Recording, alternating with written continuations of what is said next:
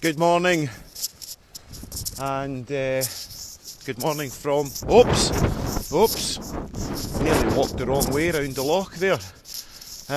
Good morning, and sound like a reporter, good morning from a very dreek and miserable morning here in Scotland. Temperature cold, wind factor cold, and it's that rain that only a Scottish person would understand. It's that rain that gets you wet. Right, fear of change, and I'm trying to turn my camera around because I was speaking last night about these little signs that were, there you go, see, little sign. Right, fear of change. So, we are in difficult times, very, very quickly. I think a lot of us just sat back watching Spain, Italy, China, all starting to have the effects of the coronavirus, and we sort of sat back thinking, okay, it's not going to come, it's not going to happen, it's not going to come to Scotland, England, the UK. And I'm hearing a lot of people saying, oh, this is very difficult times, these are very difficult times. Now, yes, there is a virus, and yes, it is causing extreme harm to a lot of people and death in a lot of cases. That, yes, is sure. But the difficulty that we're all facing at the moment is the difficulty that we as human beings have around about experiencing and indeed embracing, accepting change. Human beings and the brain that we have is a pattern recognition device. It recognises patterns, and the reason that our brain has been set up that way to recognise patterns is part of evolution, part of survival, part of keeping us safe, right? So what we tend to do is we tend to go to the same restaurants, go with the same people, have the same experiences, because they're familiar. Some of these experiences might not even necessarily be that conducive to our emotional and physical health, but nonetheless we continue to do them. So, I believe that the majority of us at the moment are feeling very caged and very trapped because we were forced into change. And my suggestion is that rather than fleeing from that, we actually allow ourselves to sit with it. Now, any time that we avoid a feeling of any kind, we actually give it power, whatever that feeling may be.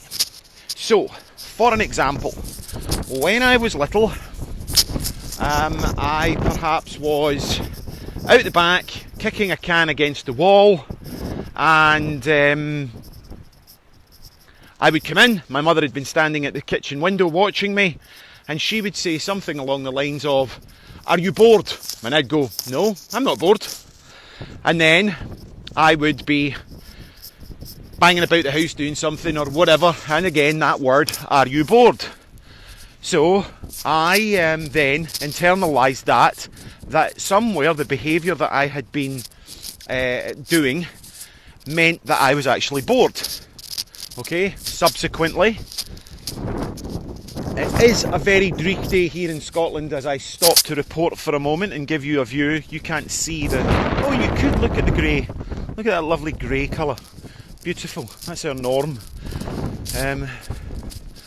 So, where was I? Yes, any feeling at all that we have, be that boredom, grief, anger, okay? So, we walk about thinking that we are angry.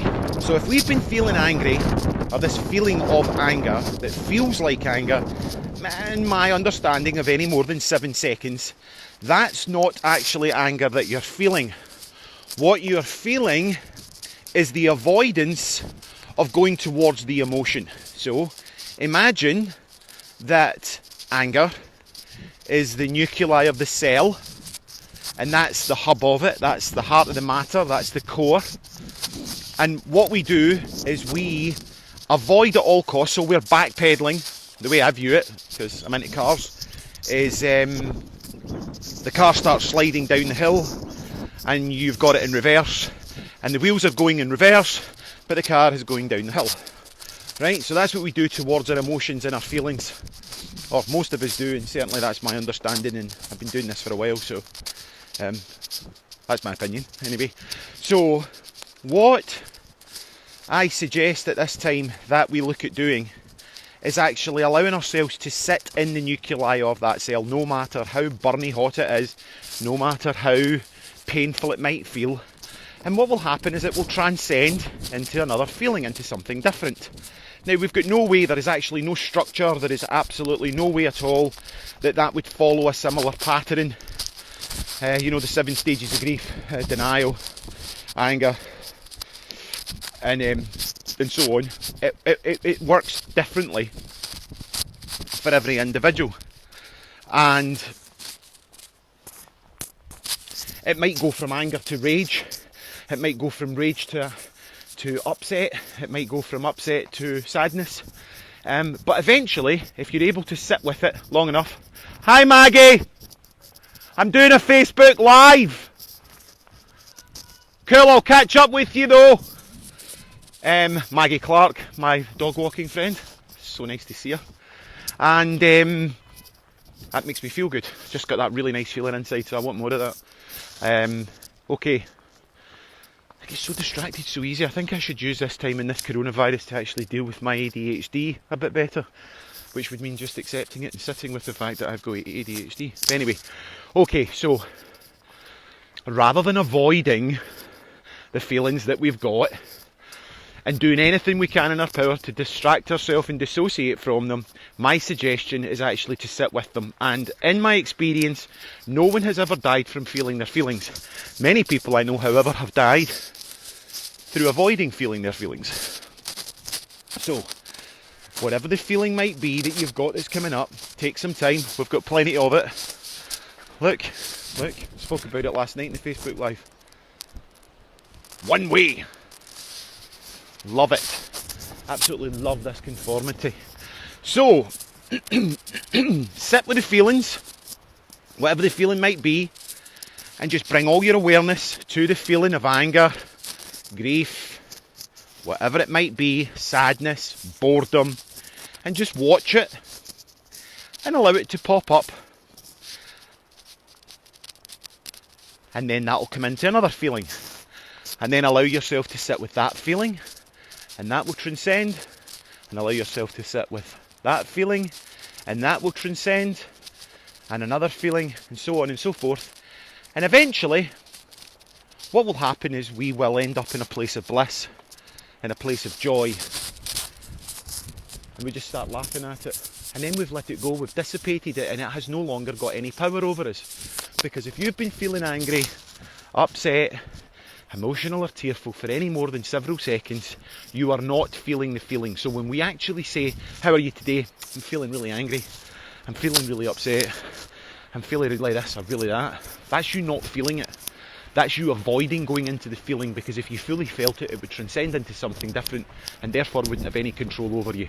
So a lot of step one, before you take yourself off to your little serenity room, your little peaceful room, is accept that I've got a feeling, and even if you can't feel it and your wife or your kids are like, Dad, Mum, you've been really, Mum, what's wrong with you? Nothing's wrong with me, I'm fine! Right, so if any of that stuff's going on, press pause, boop, press pause, okay, check inside, is that going on? And that's it, that's my thought for the day. And I want to run ahead here and see Mags. Maggie, you want to say hello to Facebook Live? Wait a minute, I'll turn the camera around. Maggie Clark. Oh, Maggie Clark with Larson and Ted, on my dog, at the back. So that's my buddy Maggie. Maggie Clark and I have known each other for way too long. 30 years. Love her to bits, she's an absolute angel. We've had some great chats. Wait a minute, I'm going to embarrass you and put you on the spot here. You can say hello. Hello, social distancing. Right, everybody, have a fantastic day. Fear of change. Allow yourself to be with the feelings. Do your best not to avoid them. And let's get through this together. God bless.